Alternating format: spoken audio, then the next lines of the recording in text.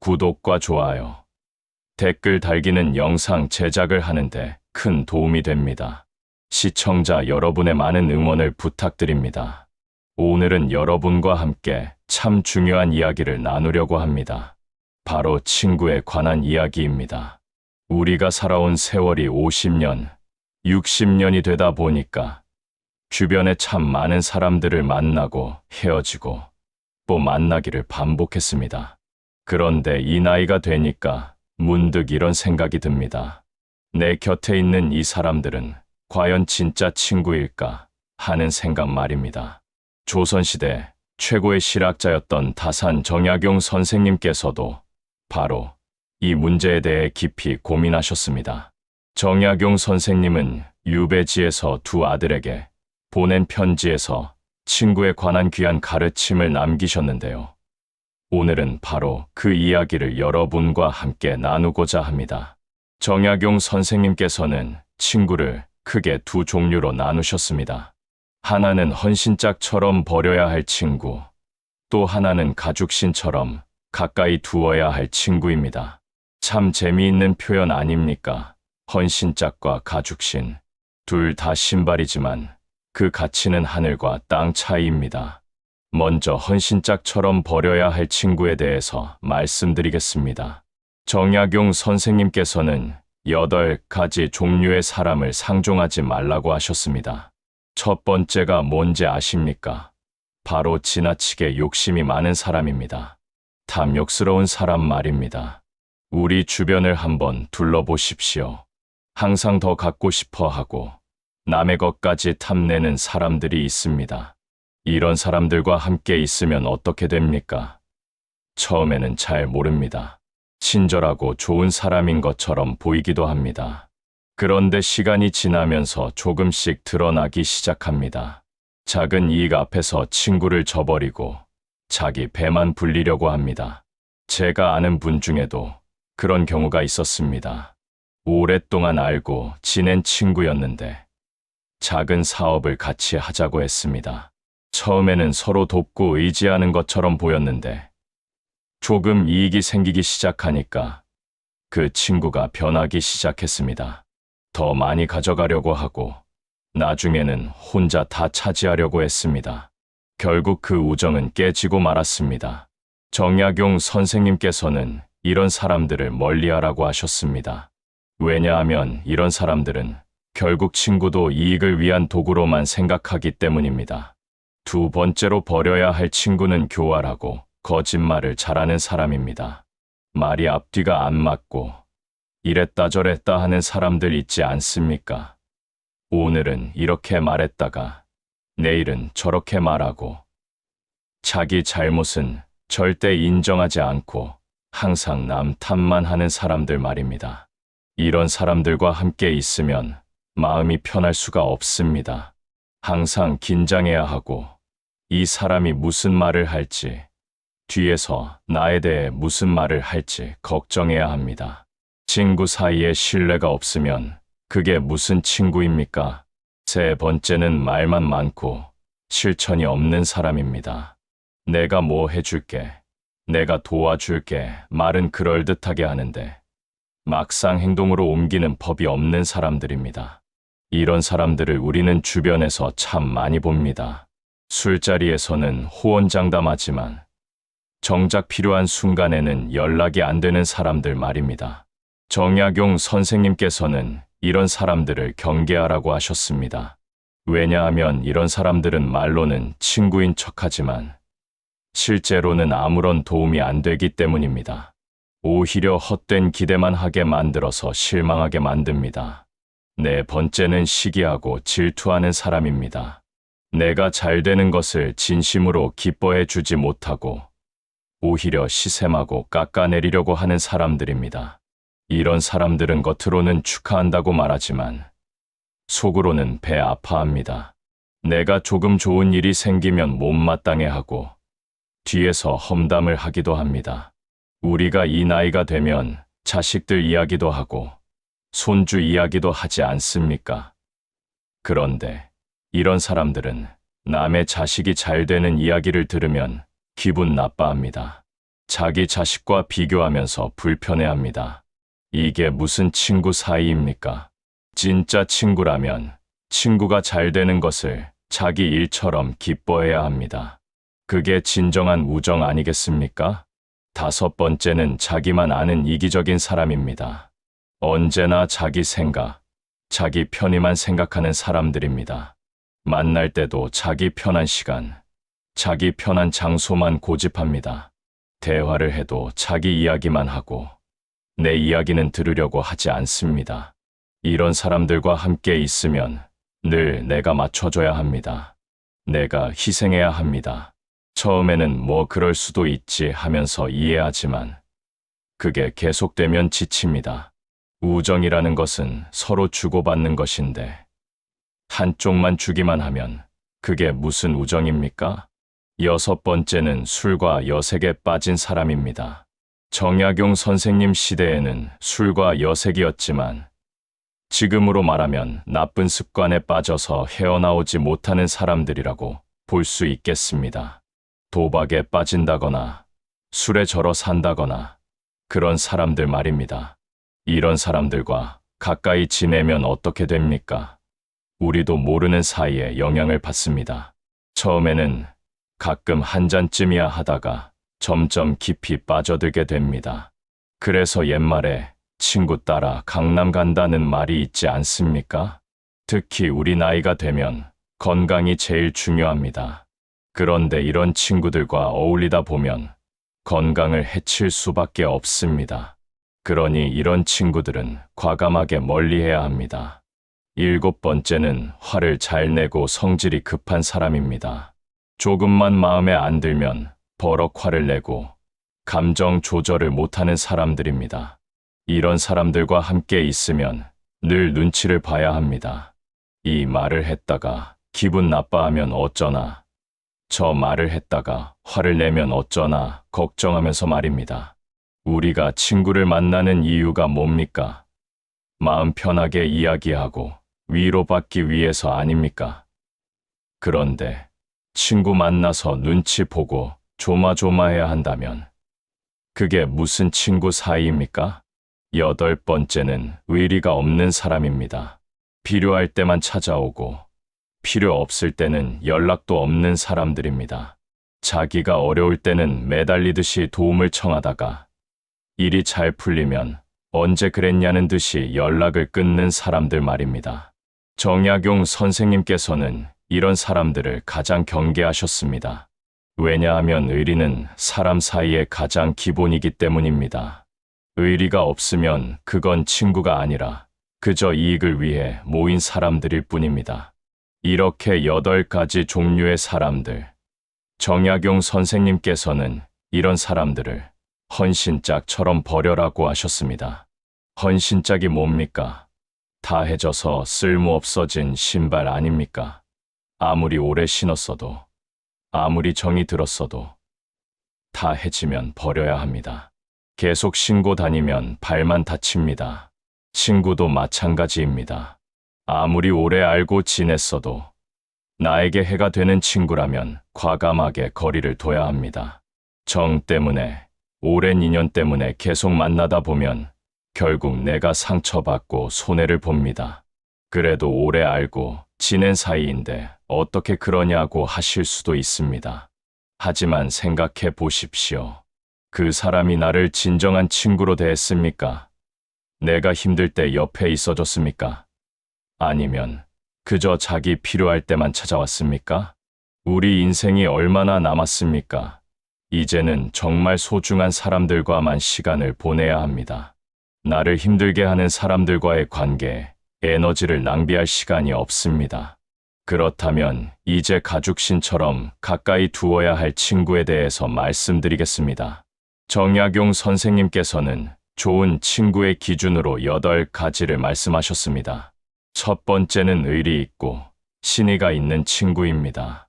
한번 맺은 인연을 소중히 여기고 약속을 지키는 사람입니다. 작은 약속이라도 함부로 하지 않고 한번 약속하면 반드시 지키려고 노력하는 사람입니다. 이런 친구가 있으면 마음이 든든합니다. 내가 힘들 때 이 친구는 날 저버리지 않을 거야 하는 믿음이 생깁니다. 세상이 아무리 각박해도 이런 친구 한 명만 있으면 살아갈 힘이 생깁니다. 두 번째는 정직하고 거짓이 없는 친구입니다. 솔직하게 이야기하고 잘못된 것은 잘못됐다고 말해주는 친구입니다. 내가 듣기 좋으라고 거짓말하지 않고 진실을 말해주는 친구입니다. 때로는 이런 친구의 말이 귀에 거슬릴 수도 있습니다. 내가 잘못하고 있다고 말하면 기분이 나쁠 수도 있습니다. 하지만 나중에 생각해 보면 그게 진짜 나를 위하는 마음에서 나온 말이라는 걸 알게 됩니다. 아첨하고 비위 맞춰주는 사람은 많습니다. 하지만 진실을 말해주는 친구는 귀합니다. 정약용 선생님께서는 바로 이런 친구를 가까이 두라고 하셨습니다. 세 번째는 학식이 있고 현명한 친구입니다. 책도 많이 읽고 세상 이치를 잘 아는 친구입니다. 여기서 학식이라는 것이 꼭 학교를 많이 다녔다는 뜻은 아닙니다. 삶의 경험이 많고 지혜로운 사람을 말합니다. 이런 친구와 대화를 나누면 배우는 게 많습니다. 내가 고민하는 문제에 대해서 다른 관점을 제시해주고 내가 생각하지 못했던 해결책을 알려주기도 합니다. 우리 나이가 되면 더 이상 배울 게 없다고 생각하기 쉽습니다. 하지만 그렇지 않습니다. 오히려 나이가 들수록 더 배워야 합니다. 그리고 이런 현명한 친구가 곁에 있으면 늙어서도 계속 성장할 수 있습니다. 네 번째는 겸손하고 자기를 낮출 줄 아는 친구입니다. 아무리 잘났어도 뽐내지 않고 아무리 많이 가져도 교만하지 않는 사람입니다. 오히려 자기보다 못한 사람을 배려하고 겸손한 태도를 유지하는 사람입니다. 이런 사람과 함께 있으면 마음이 편안합니다. 주눅들 필요도 없고 비교당할 필요도 없습니다. 서로 편안하게 있는 그대로의 모습으로 만날 수 있습니다. 다섯 번째는 너그럽고 포용력이 있는 친구입니다. 작은 실수에 화내지 않고 이해해 주는 사람입니다. 내가 모자란 점이 있어도 탓하지 않고 기다려주는 사람입니다. 우리가 살다 보면 실수도 하고 잘못도 저지릅니다. 특히 나이가 들면 깜빡깜빡하고 약속을 잊어버리기도 합니다. 이럴 때 화내지 않고 이해해주는 친구가 있다면 얼마나 고맙습니까? 정약용 선생님께서는 이런 너그러운 마음을 가진 사람을 귀하게 여기셨습니다. 여섯 번째는 인자하고 따뜻한 마음을 가진 친구입니다. 남의 어려움을 보면 그냥 지나치지 못하고 도와주려는 마음이 있는 사람입니다. 작은 것에도 감사할 줄 알고 남을 배려할 줄 아는 사람입니다. 이런 친구와 함께 있으면 마음이 따뜻해집니다. 차가운 세상에서 온기를 느낄 수 있습니다. 내가 힘들 때 위로가 되고 기쁠 때 함께 기뻐해 줍니다. 일곱 번째는 절제할 줄 아는 친구입니다. 무엇이든 지나치지 않게 하는 사람입니다. 술을 마셔도 적당히 마시고 놀아도 적당히 놉니다. 욕심도 부리지 않고 분수를 지킬 줄 압니다. 이런 친구와 함께 있으면 내 생활도 절제되고 균형 잡힙니다. 지나침도 없고 모자람도 없는 중용의 삶을 살 수 있게 도와줍니다. 여덟 번째는 끝까지 함께할 수 있는 친구입니다. 좋을 때만 함께하는 게 아니라 어려울 때도 함께하는 친구입니다. 내가 잘 나갈 때도 힘들 때도 변함없이 곁에 있어주는 친구입니다. 정약용 선생님께서 이런 친구를 가죽신처럼 가까이 두라고 하신 이유가 뭘까요? 가죽신은 오래 신을수록 발에 맞고 편안해집니다. 처음에는 좀 뻑뻑하고 불편해도 시간이 지나면서 내 발 모양대로 늘어나고 편해집니다. 진짜 친구도 그렇습니다. 오래 사귈수록 더 편안해지고 더 소중해집니다. 서로를 잘 알게 되고 말하지 않아도 이해하게 됩니다. 이런 친구는 세월이 지날수록 그 가치가 더해집니다. 그런데 여기서 중요한 점이 있습니다. 좋은 친구를 만나려면 내가 먼저 좋은 친구가 되어야 한다는 것입니다.